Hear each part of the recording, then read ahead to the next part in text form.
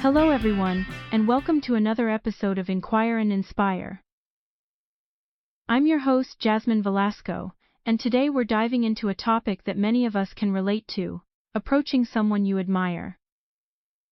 Whether it's that cute classmate in high school or a colleague at work, approaching someone you like can be nerve-wracking, especially when life doesn't come with a manual. But that's why we're here. Joining me are two amazing guests who will help us break down this process step by step. Please, welcome Professor Luna Bright, a psychologist and media expert, and Louis Moreau, a relationship counselor and life coach.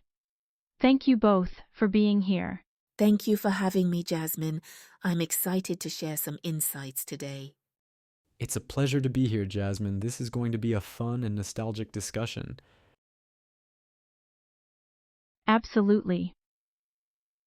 Now, before we get into the nitty-gritty, I want to clarify what we mean by step-by-step. When we talk about a step-by-step approach, we're referring to a series of actions or strategies that help build confidence and clarity. It's about having a plan, understanding the nuances, and making that first move with grace. And each step is like a building block. It brings you closer to the goal, which in this case is connecting with someone you admire. So, Professor Bright, let's start with you. For a young lady between the ages of 16 and 18, what should her step-by-step approach look like if she admires someone? And how does it differ for a young woman between 19 and 25? That's a great question, Jasmine. For young ladies between 16 and 18, it's often their first experience with admiration or crushes. The most important thing at this age is to start with self-awareness and understanding their own feelings. So the first step is to recognize and accept these emotions without judgment. The second step is to build confidence through small interactions, like a smile or a simple greeting. The third step is finding common ground. Perhaps they're in the same class or club. Engaging in group activities can make approaching them feel more natural. And lastly, they should keep it light and playful. This age is about exploration and having fun, not putting too much pressure on themselves. Now, for young women between 19 and 25, the approach becomes more intentional. The first step is still self-awareness, but with a deeper understanding of what they're looking for in a partner. The second step is to initiate conversations that reflect their interests and values.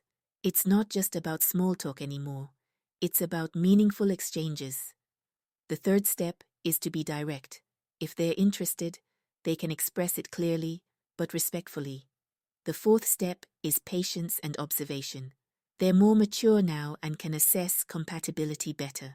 So, yes, the approach does differ with age, but the core principle remains: be true to yourself and respectful to others. I love that. It's so important to adjust our approach as we grow and understand ourselves better. Now, Louis, let's bring you in here. What would be your step-by-step approach for a young man between 16 and 18 who admires someone? And how does that change for young men between 19 and 25? Thank you, Jasmine. For young men between 16 and 18, it's crucial to start with respect and understanding that admiration doesn't mean possession. The first step is to acknowledge their feelings and respect the person they admire as an individual. The second step is to build self-confidence through self-improvement, getting involved in activities they're passionate about, whether it's sports, music, or academics.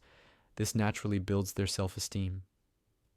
The third step is to find opportunities for casual interactions, asking a simple question or giving a genuine compliment.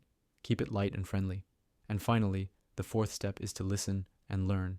At this age, it's all about learning who they are and what they're looking for in a relationship. For young men between 19 and 25, the approach becomes more refined. The first step is to have a clear understanding of what they're looking for, not just physical attraction, but shared values and goals. The second step is to be authentic and honest in their approach. The third step is to initiate deeper conversations, showing genuine interest in the person's thoughts and feelings. And the fourth step is to be patient and considerate. It's not a race. It's about building a genuine connection over time. This is the age where you start looking for more substantial relationships, and that requires a more mature approach.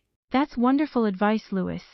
I think we can all relate to those moments of nervousness and excitement when we first approach someone we admired. It brings back memories of growing up, those butterflies in your stomach, the first time you held someone's hand, or even your first kiss. Oh yes, those are such nostalgic moments. It's amazing how those early experiences shape our approach to relationships later in life. Absolutely, and it's those innocent, sometimes awkward moments that make life so rich and memorable. It's important to cherish those experiences, no matter how they turned out. I couldn't agree more. Now, before we wrap up, I'd love for each of you to share what a step-by-step process means to you in the context of relationships. To me, step-by-step means taking deliberate actions that are rooted in self-awareness and respect. It's about understanding your intentions, respecting the other person's boundaries, and building a connection with kindness and patience. For me, it's about progression. Each step builds on the previous one. It's a way of nurturing a relationship, ensuring that both people feel comfortable and valued. It's not just about the outcome, but the journey of getting to know someone. Beautifully said. I hope this episode has been as fun and enlightening for all of you as it has been for me. Remember, whether you're 16 or 60, approaching someone you admire is a brave and beautiful thing. And with the right steps, you can make it a memorable experience. Thank you, Professor Bright and Louis Moreau, for your incredible insights today. Thank you, Jasmine. It was a pleasure. Thank you, Jasmine. This was wonderful. And to our listeners, we'd love to hear your stories and experiences of the first time you approached someone you admired. You can call in or leave us a message at our toll-free number, 1-855-852-7646 or 1-8558-JASMINE. We'd love to feature your stories on our show. Until next time, this is Jasmine Velasco, reminding you to take it step by step and enjoy the journey. Stay inspired. Louis, I'm curious, do you remember the first time you approached someone you admired? Oh, absolutely, Luna. I was 17 and I practiced what I was going to say for days. When I finally got the courage to talk to her, I accidentally tripped over my own feet and almost fell. I thought, well, there goes my chance. But she just laughed, and we ended up talking for hours. That's adorable. It's those awkward yet genuine moments that make it so special. My first time was in college. I wrote a little note and slid it under his door. I was so nervous, but it turned out he liked me too. We laugh about it to this day. See, it's those sweet, sincere gestures that stay with us forever. Sometimes taking that step, even if it's not perfect, is all it takes. I love these stories. It just goes to show that no matter how clumsy or nervous we are, what really matters is being true to yourself and taking that step. Thank you both for sharing and for this amazing discussion today. Thank you, Jasmine. This was wonderful.